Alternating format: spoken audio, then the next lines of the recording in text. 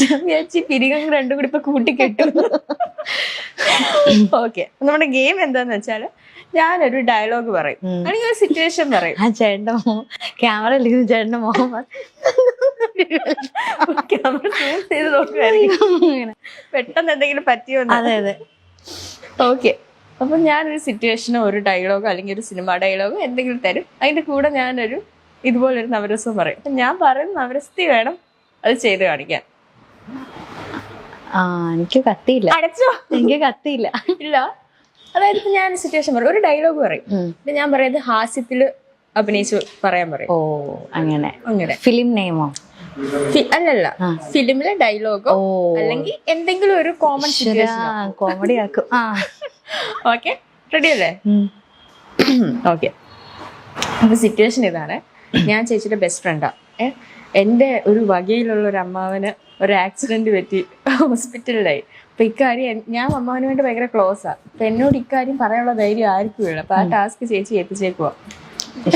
അപ്പൊ എന്നോട് വന്നിട്ട് പറയണം, എടി ഒരു കാര്യം പറയാനുണ്ടായിരുന്നു, നിന്റെ അമ്മാവൻ ഇതുപോലെ ഒരു ആക്സിഡന്റ് പറ്റി, പേടിക്കാനൊന്നുമില്ല, പക്ഷെ ക്രിട്ടിക്കൽ സ്റ്റേജില് ICU ഹോസ്പിറ്റലില എന്ന് പറയണം. ഇത് ഹാസ്യത്തിൽ വേണം എന്നോട് പറയാൻ. അങ്ങനെ ചിരിച്ചോണ്ട് പറയണം. അതെ, ഹാസ്യത്തിൽ പറയണം. അതെ, സുഖാണോ? ആടി, എന്തൊക്കെയുണ്ട് വിശേഷം? നന്നായി പോകുന്നു.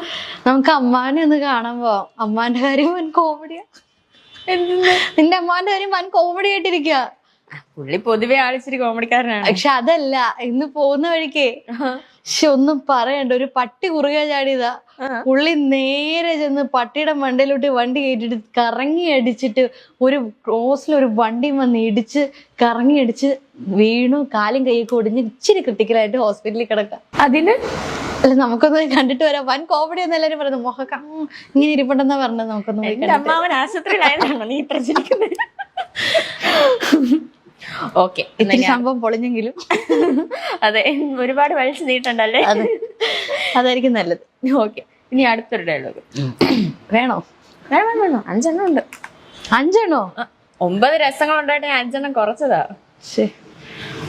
വടക്കം വീട്ടിൽ കൊച്ചുകുഞ്ഞിനോട് ഉടക്കാൻ നിൽക്കരുത്, ഉടച്ച് കൈത്തരും. ഇത് ശൃംഗാരത്തിൽ പറയണം. എന്ത് ദൈവം, ആൾക്കാർ എങ്ങനെ കണ്ടോണ്ടിരിക്കോ ദൈവമേ. ശൃംഗാരം ഒഴുകണം. നിങ്ങക്ക് വ്യൂവേഴ്സ് ഒന്നും വേണ്ടേ? വേണം. ഇത് കണ്ടോണം. ഇത് കഴിയുമ്പോ വ്യൂവേഴ്സ് എങ്ങനെ, എന്താണ്? വടക്കം വീട്ടിൽ കൊച്ചുകുഞ്ഞിനോട് ഉടക്കാൻ നിൽക്കരുത്, ഉടച്ച് കൈത്തരും. ഉടച്ച് കൈത്തരും, ശൃംഗാരം. ശൃംഗാരം. അതെ, വടക്കം വീട്ടില് കൊച്ചുകുഞ്ഞിനോടെ, വടക്കം വീട്ടില് കൊച്ചുകുഞ്ഞിനെ അറിയില്ലേ? ഓടുന്നു. പുള്ളിയോട് ഉടക്കാൻ നിക്കണ്ട, നിന്ന ഉടച്ച് കൈത്തരും. ഓടുന്നു. മതിയോ? സന്തോഷായോ? സന്തോഷം. ഞാൻ ഇപ്പഴേ പറഞ്ഞല്ലേ വേണ്ട. നിങ്ങൾക്ക് 50 ലക്ഷം രൂപയുടെ ലോട്ടറി അടിച്ചു. എനിക്ക് അത് നിങ്ങളുടെ ഫ്രണ്ടായിട്ടുള്ള എനിക്ക് നിങ്ങൾ ഗിഫ്റ്റ് തരാൻ പോവാ. അത് രൗദ്രത്തിൽ പറയണം. എനിക്ക് 50 ലക്ഷം രൂപയുടെ ലോട്ടറി അടിച്ചിട്ടുണ്ട്. വേണോ? എനിക്ക് 50 ലക്ഷം രൂപയുടെ ലോട്ടറി അടിച്ചിട്ടുണ്ട്. വേണമെങ്കിൽ വന്ന് എടുത്തിട്ട് പോട്ടു. അയ്യോ, അപ്പൊ എനിക്ക് തരാൻ പോവാണോ? വേണേ വന്ന് എടുത്തിട്ട് പോ. ചുമ്മാ എനിക്ക് ദേഷ്യം വന്നിട്ട് ഇരിക്കാട്ടോ. കാര്യം ഞാൻ പറഞ്ഞേക്കാം. വേണേ വന്ന് എടുത്തിട്ട് പോ. ഇനി അടുത്തത് വീരം. വീരം കാണാൻ വലിയ ലുക്കില്ലെന്നേ ഉള്ളു, ഭയങ്കര ബുദ്ധിയാ. കാര്യം ഞാൻ പറഞ്ഞേക്കാം.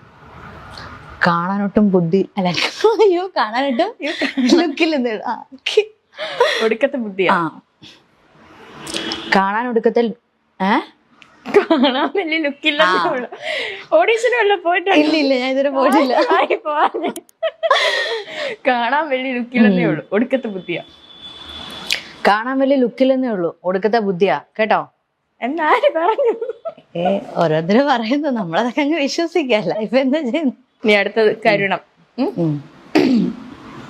ചിരിച്ച് ഞാൻ ചാവും.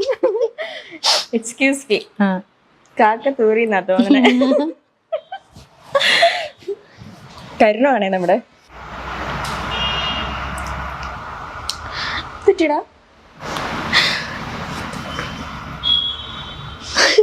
എന്താടാ നീ പറക്കണോ?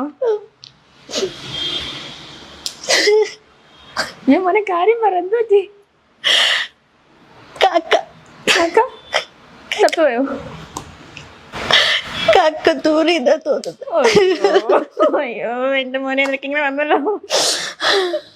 എനിക്കറിയണ്ട. എന്നോട് എല്ലാരും ക്ഷമിക്കണം ഞാൻ വിനീതമായിട്ട് അഭ്യർത്ഥിക്കുന്നു. എങ്ങനെ ഉണ്ടായിരുന്നു ഗെയിം? ഗെയിം ഇഷ്ടപ്പെട്ടോ? നന്നായിരുന്നു. നല്ലായിരുന്നോ? അടിപൊളിയായിരുന്നു. ഓക്കെ, അപ്പൊ നമ്മളിപ്പോ ഒരു അടിപൊളി ഗെയിം ഒക്കെ കളിച്ചിട്ടിരിക്കുകയാണ്. സന്തോഷമായോ? സന്തോഷായി. ഞാനത് ചോദിക്കേണ്ടത് സന്തോഷമായോ? എനിക്ക് സന്തോഷായി. ഇഷ്ടായോ? അവർക്ക് എന്തായി കാണും എന്തോ. ഇത് റിലീസ് ചെയ്യുമ്പോഴായിരിക്കും. അതെ അതെ അതെ, ഇഷ്ടംപോലെ കമന്റ്സ് കിട്ടും. പോരട്ടെ പോരട്ടെ. അപ്പം ഇപ്പം ഡാൻസർ ആണല്ലോ, ഒരു ഡാൻസർ ആയിട്ടാണോ അതോ ഒരു ആക്ട്രസ് ആയിട്ട് ആണോ അറിയപ്പെടാൻ ഏറ്റവും ആഗ്രഹിക്കുന്നത്?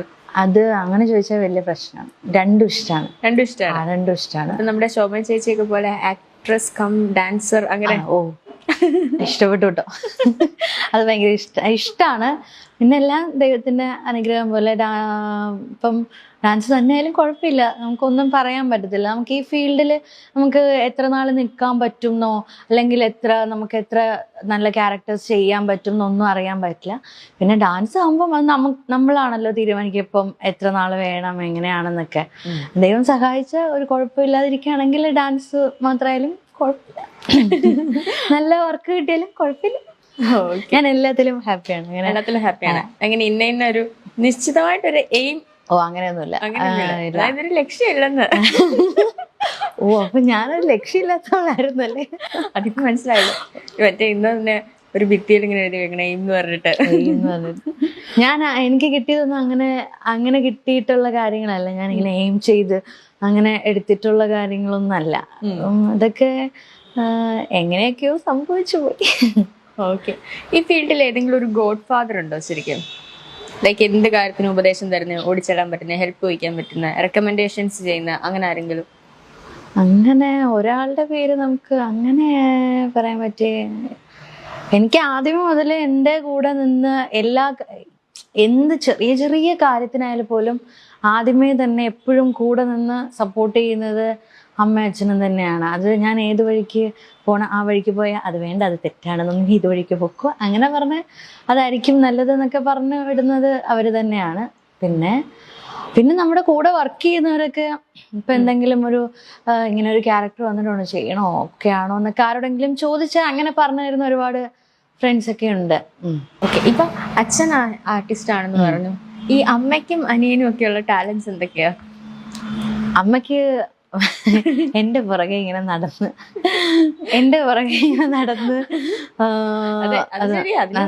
അത് വേണം. പിന്നെ തീർച്ചയായിട്ടും ഇപ്പം നമ്മളിപ്പം ഷൂട്ട് ചെയ്യുന്ന സമയത്ത് വർക്ക് ചെയ്യുമ്പോഴും സീരിയൽ ചെയ്യുന്ന ടൈമാണെങ്കിലും നമ്മൾ പോയി സീൻ ചെയ്തു വരുന്നു.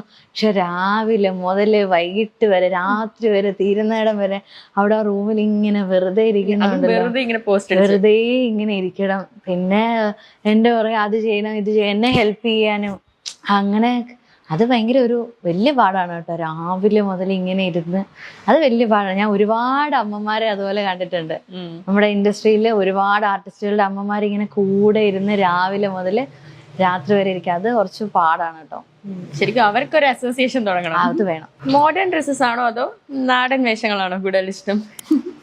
എനിക്ക് കൂടുതൽ ഇഷ്ടം നാടൻ വേഷങ്ങളാണ്. അതിലാണ് ഞാനിങ്ങനെ എപ്പോഴും കംഫോർട്ടാണ്. തനിയാണോ സ്റ്റൈലിംഗ് ഒക്കെ ചെയ്യുന്നത്? ഓ ഇല്ല, അങ്ങനെയൊന്നുമില്ല, അമ്മയാണ്. കാരണം ഐശ്വര്യയുടെ സ്റ്റൈലിംഗ് ഭയങ്കര ഫേമസ് ആണ്. എന്ത് ഇന്റർവ്യൂസ് ഒക്കെ ഏതൊക്കെ എവിടെയൊക്കെ കണ്ടിട്ടുണ്ടെന്ന് തോന്നുന്നില്ല. പിന്നെ ഒന്നും കാണാതെ ഞാൻ ഇന്നിങ്ങനെ വന്ന് രാവിലെ ഇരുന്നതാ. ഞാൻ ആ കാര്യത്തില് തോൽവിയാണെന്ന് പറയാം. അത്ര എല്ലാ ഡ്രസ്സും സെലക്ട് ചെയ്ത അമ്മയായിരിക്കും. എല്ലാ ഡ്രസ്സും സെലക്ട് ചെയ്യുന്ന അമ്മയാ. പിന്നെ ഞാൻ തന്നെ ഇടുന്നതൊക്കെ എന്തെങ്കിലും ഇട്ട് കഴിഞ്ഞാൽ അതൊക്കെ ഇതെന്ത് വേഷം എന്നായിരിക്കും എല്ലാവരും മിക്കവരും ചോദിക്കുന്നത്. പിന്നെ അങ്ങനെ വലിയൊരു ടാസ്ക് എടുക്കാൻ പോകാറില്ല. അമ്മ എടുത്തോ, ഞാനിടാം, ഇത്രേ ഉള്ളൂ. ഇപ്പൊ ഒരുപാട് ഡ്രസ്സുകളും കാര്യങ്ങളും അങ്ങനെയൊക്കെ ഉണ്ട്. അപ്പം നമ്മളിപ്പോ കേൾക്കുന്ന ഒരു കാര്യം, ഈ ബോഡി ഷേമിംഗ് എന്ന് പറഞ്ഞാൽ അത് എപ്പോഴെങ്കിലും ഫേസ് ചെയ്തിട്ടുണ്ടോ? കാരണം ഐശ്വര്യ കുറച്ചും കൂടി ഒരു ബബ്ലി ഫിഗർ ആണല്ലോ. അങ്ങനെ അതിപ്പം പറഞ്ഞിട്ടുണ്ട് ഇങ്ങനെ ഭയങ്കര തടിയാണ് അങ്ങനെ പറഞ്ഞിട്ടുണ്ട്. പിന്നെ നമ്മളെ നേരിട്ട് കാണുന്നേക്കാളും ഒന്നും കൂടെ തോന്നും, ഫ്രെയിമിൽ ഒന്നും കൂടെ കുറച്ചുകൂടെ തോന്നും, അങ്ങനെ ഫീൽ ചെയ്തിട്ടുണ്ട്. പല ആർട്ടിസ്റ്റുകളും അങ്ങനെ പറഞ്ഞിട്ടുണ്ട്.